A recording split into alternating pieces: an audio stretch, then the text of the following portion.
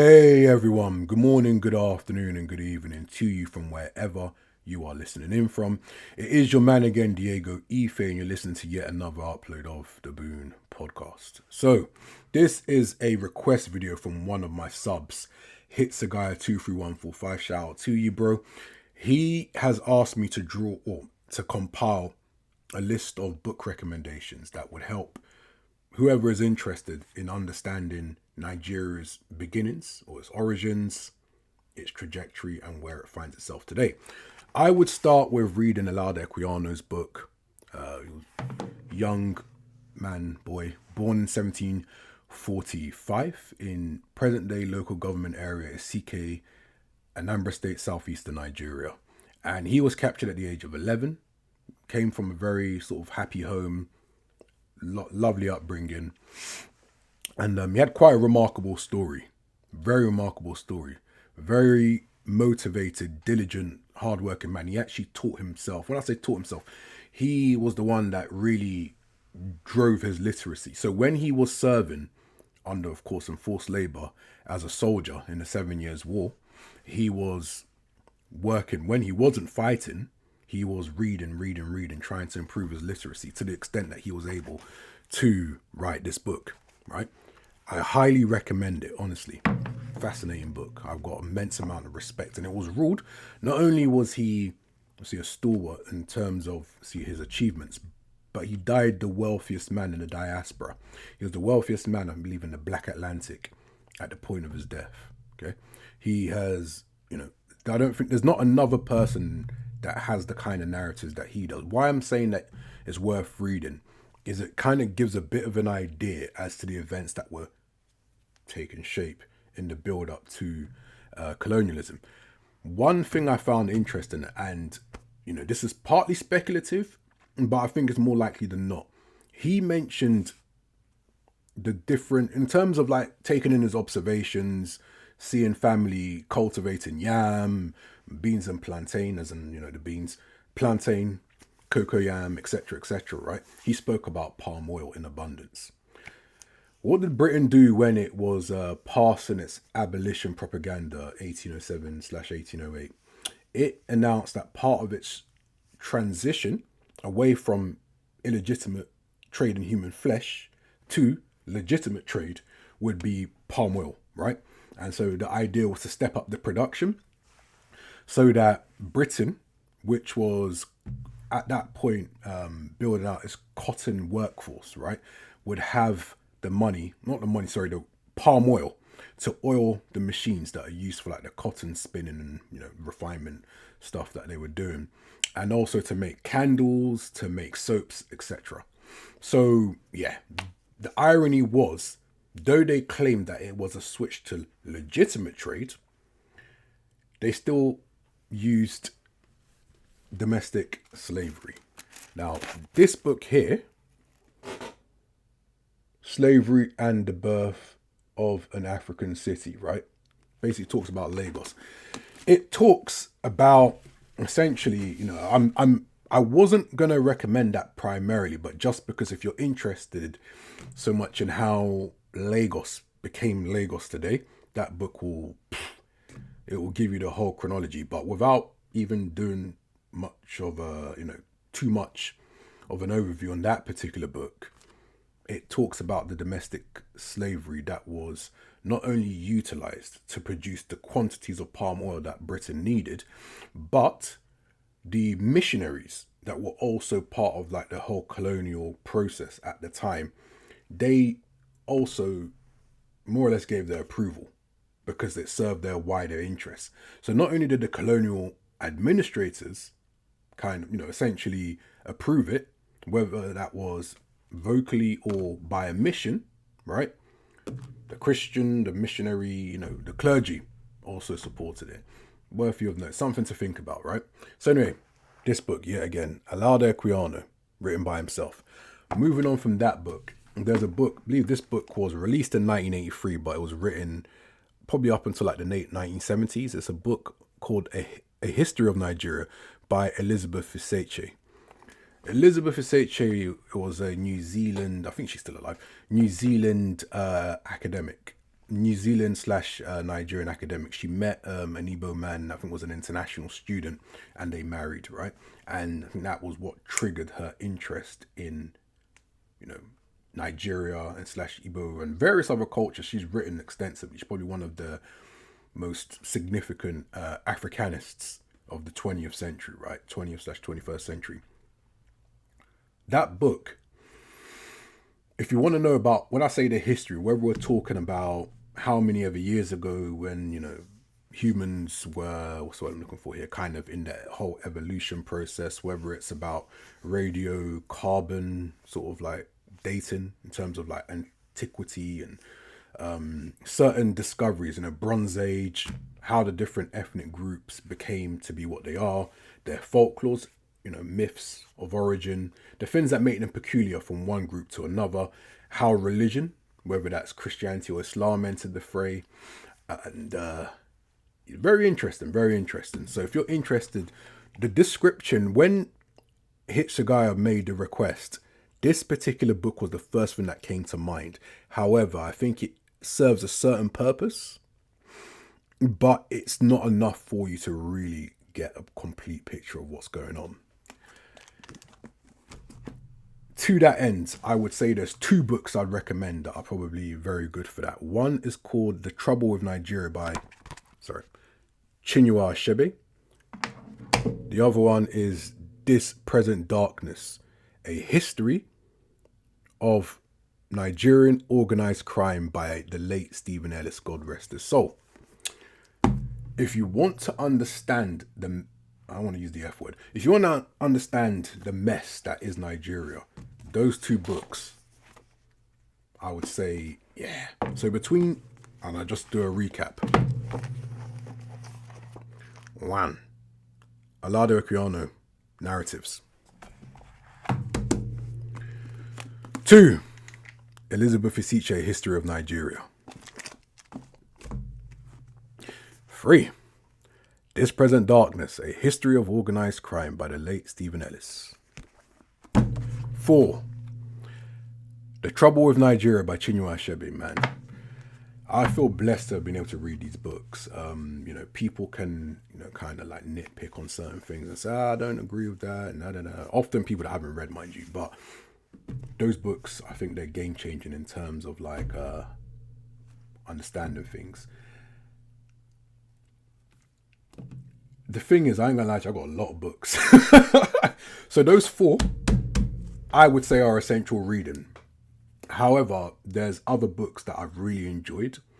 And if you're willing to indulge me, I mean, if you're not, you can switch off at this point. But if you are, let me show you the ones that I also like, which they definitely have some useful information, but I'm saying these are the core, in my opinion.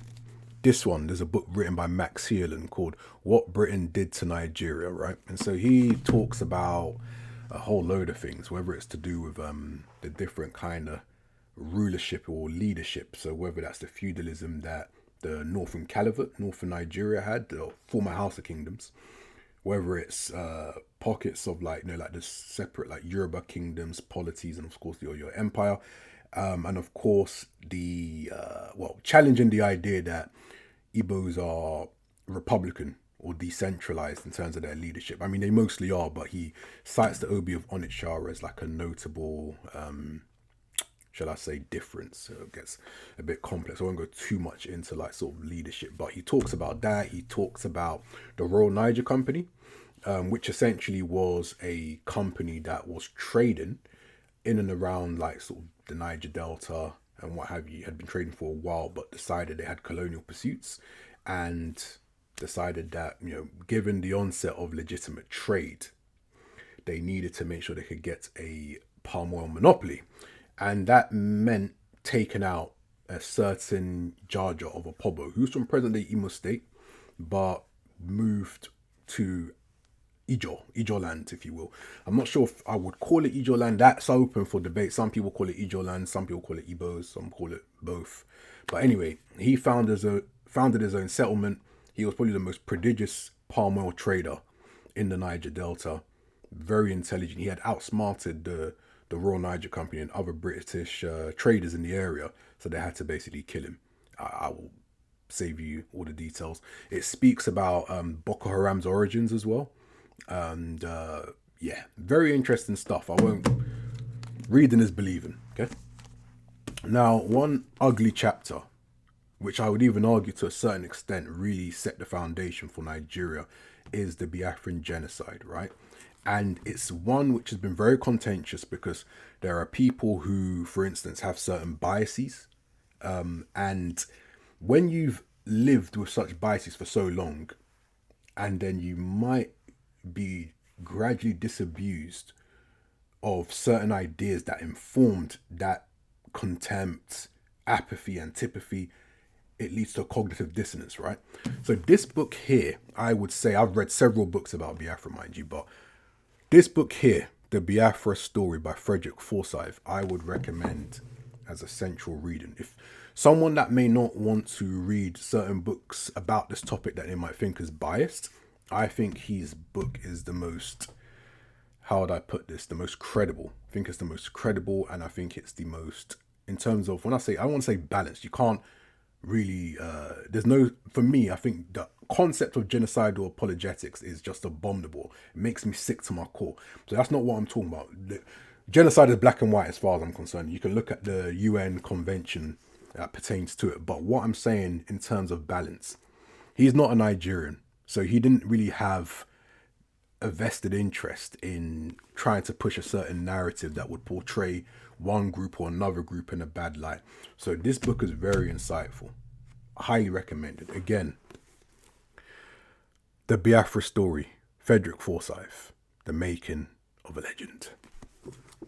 Recommended reading. But again, outside of the initial four, these are just my own kind of, you can call it encore book recommendations. This is another one. There Was a Country by Chinua Achebe. So he, I personally, he's my favorite, one of my favorite writers. He might even be my favorite African writer, if I'm being honest. Like, he is, whew.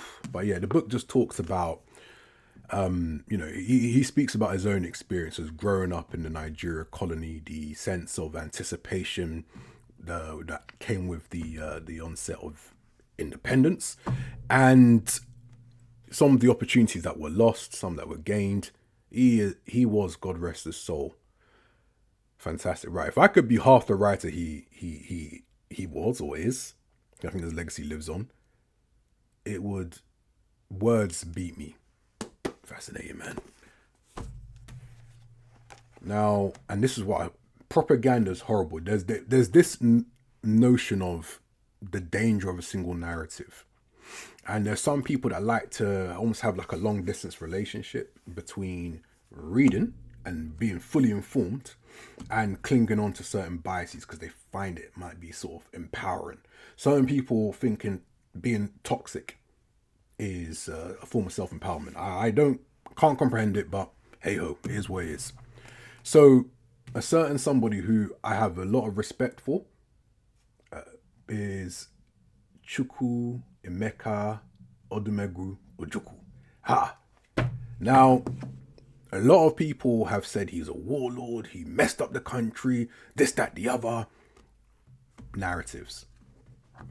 There's a lot of propaganda that came out from, the Civil War to justify state-sponsored killings. Otherwise, people would not participate the way that they did in the killings, right?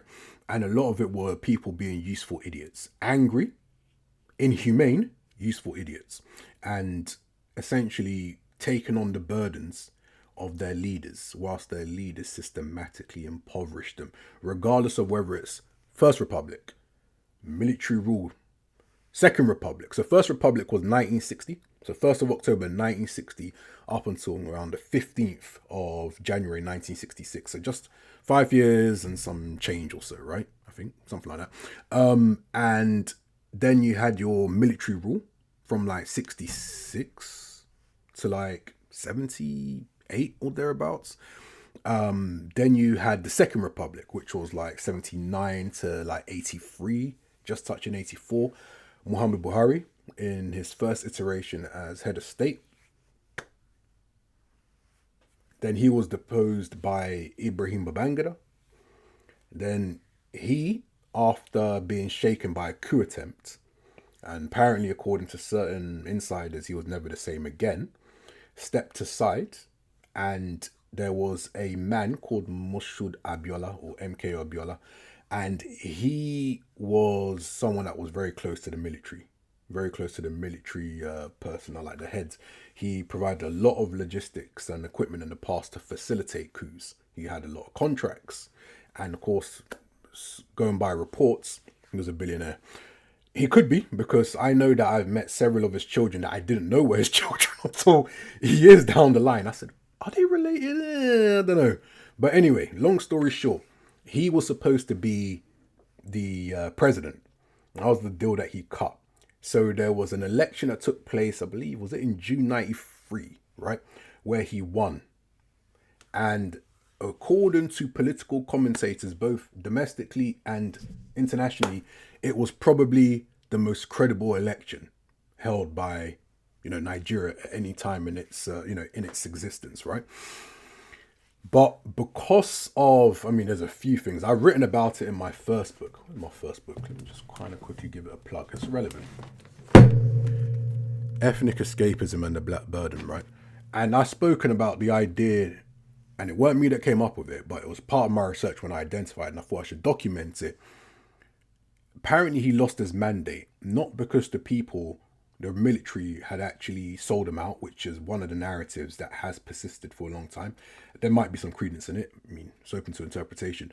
But one thing that I will say, right, about his prospects, after he had been, after he had supposedly been elected, became president elect, and they do like a memorial day to celebrate or commemorate that, he was someone that could have been, but ultimately wasn't in the end. And the election was annulled, so to speak. He declared himself, I think, sometime after as president, and that's what led to him being arrested, I believe, for treason. And he stayed in prison until he eventually died under mysterious circumstances. Yeah. So during this period, what happened was there was we're talking like a short interregnum. That's the Third Republic in 93, with a man called Ernest Shonikon. I think he died recently, God rest his soul. He was briefly president, I think all for a matter of a few months. And I think it was between that kind of like summer 93 and like November 93, when Sani Abacha, who was Nigeria's last official military ruler, entered office, took the helm of Nigeria. And then you had the Fourth Republic. This video's going on for a minute. The Fourth Republic is the one that we're in now, right? That's from 99 till the present. So anyway, long story short, there's a lot of things that transpired. Pinning the country's issues down to one particular person, is erroneous. It's futile. It's a waste of time. But what I was saying is that the idea that he set the Malays on the rot is just fanciful. You learn a lot. I find him a fascinating man. He was from a wealthy home. He didn't have to become a soldier. And even when his people were being killed, he didn't have to support them. He inherited the equivalent of nearly £200 million in today's money from his dad. His dad was, still a big businessman of that era. He drove the nicest sports cars before maybe a lot of Europeans did. He went to private school, Epsom College, for those who might know it, in Surrey, one of the best private schools. And he also went to, I believe it was Oxford. I went to Oxford, and I think studied modern history, got a master's degree, which unheard of at that time. He got to enjoy a lot of women, but for him, life was more than just living a life of luxury. He was convicted, much to his dad's reluctant, disapproval, if you will. He chose not to go into his dad's business or even get hooked up in the civil service. He chose to enter the army as an officer. So that £200 million that he inherited was used to feed Biafrans or Biafran Igbos, and well, not just Biafran Igbos, Biafran Ethics, Biafran Ijaws, all of them. It was also used to procure weaponry as well.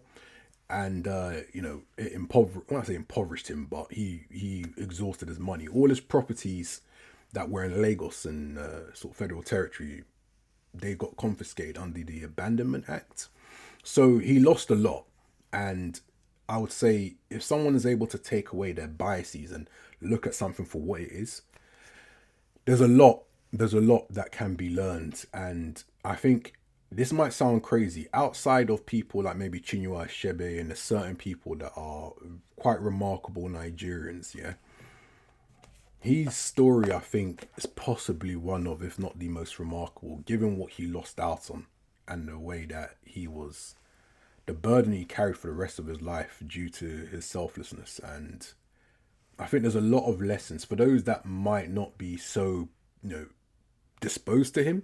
There's still a lot of lessons. And if you truly do value really understanding this very complex contraption that Nigeria is, you can't go wrong by reading at least one of them. I should add, by the way, that some of my books are a bit rare. This book was, it weren't cheap. I think, how much did I pay for it now? All I know was that when I bought it, I don't think I spent too much on it, maybe like 30 or 40 pounds. But because there's so few in circulation, I went again to get another copy, and the cheapest was for 250 pounds. Books they're quite decent investments, I have to say. And then I had a good friend of mine. She went and got me this book because again it was like £600. No, I didn't buy it for £600. I probably paid about 20 odd pounds for it. But it was, if I wanted to buy in this country, yeah, but mad money. That underlines the fact that people put a lot of value, and the people that own these books are not just his kin, other people, right? But very fascinating. And one of the things I find very interesting, right, and this was more like, it weren't what I was looking for, but it was a fortuitous discovery. He said one of the key things that, if Biafra had achieved international recognition, one of the key objectives that would have been fulfilled was, at least in the case of Nigeria, an end to neocolonialism. It would have been a non-neocolonial state. That was literally unheard of at that point in time. And because of propaganda, a lot of people led to believe that it's okay to be genocidal apologists, that, certain people are doing well for themselves and perhaps are not the most, probably were the most patriotic, but might not have appeared to be the most, in quote, patriotic. Patriotism, nationhood is a journey, you understand? So my point is, economic jealousy was not worth committing genocide and propaganda to reinforce the genocide, and almost like, shall I say conscript, not even conscripting, just recruiting, numbers to, swelling numbers of people that would actually push such dangerous narratives. Till today, there are people that still believe that genocide of innocent black civilians is justified. And very ironic, given that people talk about Black Lives Matter. I think it's a bit of a soundbite, gimmicky, because clearly in the African context, they've been shown time and again that life is cheap.